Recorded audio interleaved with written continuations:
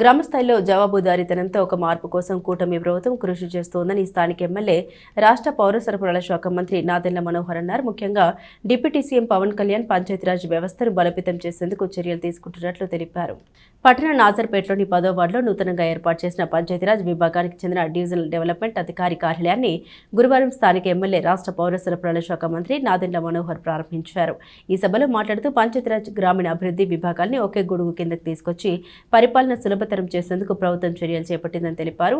Divisional panchayat అధికారి పోస్టును డీడీఓగా మార్పు చేసి వారి కోసం ప్రత్యేక కార్యాలయాన్ని డివిజన్ కేంద్రంలో ఏర్పాటు చేసినట్లు తెలిపారు. రాష్ట్ర వ్యాప్తంగా 77 డీడీఓ కార్యాలయాలను ఈ రోజు చిత్తూరు జిల్లా నుండి డిప్యూటీ సీఎం పవన్ కళ్యాణ్ ప్రారంభించి వీడియో కాన్ఫరెన్స్ లో మాట్లాడారు. గాంధీజీ కలలుగన్న గ్రామ స్వరాజ్య సాధనకు డీడీఓ కార్యాలయాలను ప్రారంభించినట్లు మంత్రి మనోహర్ తెలిపారు. డీడీఓ ఇకపై తెనాల్లోనే ఉంటూ గ్రామాలకు సంబంధించిన కార్యకలాపాలు నిర్వహిస్తారని తెలిపారు.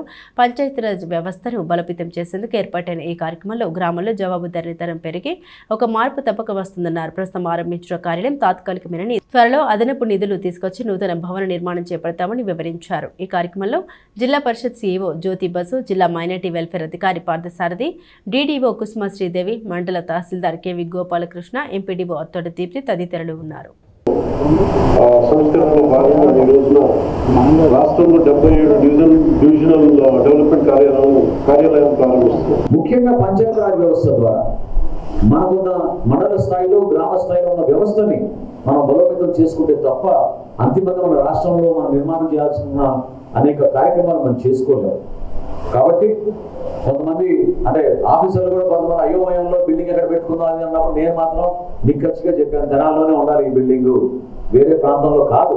ఎందుకంటే బ్రిటిష్ కాలం నుంచి మనకి తెనాలి డివిజనల్ హెడ్ క్వార్టర్గా ఉండింది, అవకాశం మనకి దొరికింది. కాబట్టి 100% ఇక్కడే మీరు ఏర్పాటు చేయండి. అవసరమైతే ఇంకొంచెం నిధులు నేను తప్పకుండా డిప్యూటీ సీఎం గారిని అడిగి మనకి ప్రత్యేకంగా కొంచెం కావాలంటే శాంక్షన్ చేపిస్తాను. కానీ నిర్మాణంలో జాప్యంలో మాత్రం అందరూ బాధ్యత తీసుకోవాలి. ఒక ఇంజనీరింగ్ విభాగం అన్నాం, మీ ఎందుకో మరి అంత సీరియస్ కాదు ఈ విషయంలో. కానీ బిల్డింగ్ నిర్మాణం తొందరగా జరగాలి, మంచి జరగాలి, మరింత వేగవంతంగా మనం పనులు చేసుకోవాలనే తపన మీలో లేకపోతే చిన్న కమ్యూనికేషన్ గ్యాప్స్ ఉన్నా కూడా సర్దిద్దుకోండి. నేను వన్స్ అగైన్ అష్యూరింగ్ యూ, కావాలనుకుంటే అడిషనల్ ఫండ్స్ నేను డిప్యూటీ సీఎం గారిని అడిగి తప్పకుండా తీసుకొచ్చి ఈ కార్యాలయాన్ని ఇంకా మరింత మెరుగుపరుచుకుందాం. రాబోయే రోజుల్లో జాతీయ ఉపాధి హామీ పథకాన్ని ఎప్పటికప్పుడు మ్యాండేటరీ ఆడిట్లు మరొకసారి మీరు చెక్ చేయండి మన తెనాలి మండలంలో. అదేవిధంగా మనకి ఇది డివిజన్ హెడ్ క్వార్టర్గా ఉంటుంది కాబట్టి వివిధ మండలాల నుంచి 7 మండలాల నుంచి కూడా ఇక్కడ ఎంపీడీఓలు వచ్చారు. కాబట్టి వాళ్ళందరూ కూడా నేను కోరుతున్నాను, సోషల్ ఆడిట్ అనేది చాలా చాలా ముఖ్యమైన అంశం, చాలా ఇంపార్టెంట్ పోస్ట్ ఇది. ఎందుకంటే ఆలోచించి ఏ విధంగా ఈ స్ట్రక్చర్ ఏర్పాటు చేయడంతో మనకి ఒక బలమైన వ్యవస్థ మరొకసారి పంచాయతీ రాజ్ మనం తీసుకురాగలుగుతాం అనే ఆలోచనతో మనం తీసుకొచ్చాం. ఎందుకంటే ఇంజనీరింగ్ విభాగం మీకు తెలుసు, R&D తర్వాత అతిపెద్ద ఇంజనీరింగ్ విభాగం మనకి పంచాయతీ రాజ్లోనే ఉంది. వాళ్ళకి ఉన్న రెస్పాన్సిబిలిటీస్ ఏ విధంగా మనం పల్లె పండుగ 1లో మనం చూసాం.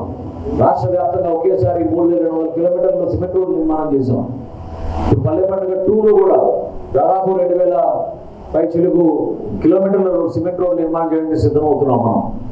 ఆ తరుణంలో మనకి బాధ్యతలు పెరుగుతాయి. నేను దాకా అన్నట్టు ప్రజల నుంచి ఎక్స్పెక్టేషన్స్ కూడా ఖచ్చితంగా ఎక్కువైనాయి. సో వాటిని రీచ్ అవుట్ అవ్వాలంటే మన అందరం కూడా కూటమి ప్రభుత్వంలో మరి ముఖ్యంగా మన డిప్యూటీ సీఎం గారు పంచాయతీరాజ్ మినిస్టర్ గారు అయిన తర్వాత పంచాయతీరాజ్ డిపార్ట్మెంట్లో చాలా పరిపాలనా విధమైన సంస్కరణలు ప్రవేశపెట్టడం అందరికీ తెలిసిందే. గతంలో అనుకునే వాళ్ళం పంచాయతీలకు నిధులు ఉన్నాయి కానీ నిధులు లేవు అని చెప్పి సబ్జెక్ట్స్ అయితే ఇచ్చారు కానీ నిధులు లేవు. ఇప్పుడు అలాంటి కొరత కూడా లేకుండా గ్రామ పంచాయతీలు చక్కగా పనిచేస్తూ ఉన్నాయి. గ్రామ స్థాయిలో ఫైనాన్స్ కమిషన్ నిధులు నేరుగా గ్రామ పంచాయతీకి వచ్చిన తర్వాత గ్రామ పంచాయతీలన్నీ కూడా పరిపుష్టంగా పనిచేస్తూ ఉన్నాయి. మరి ముఖ్యంగా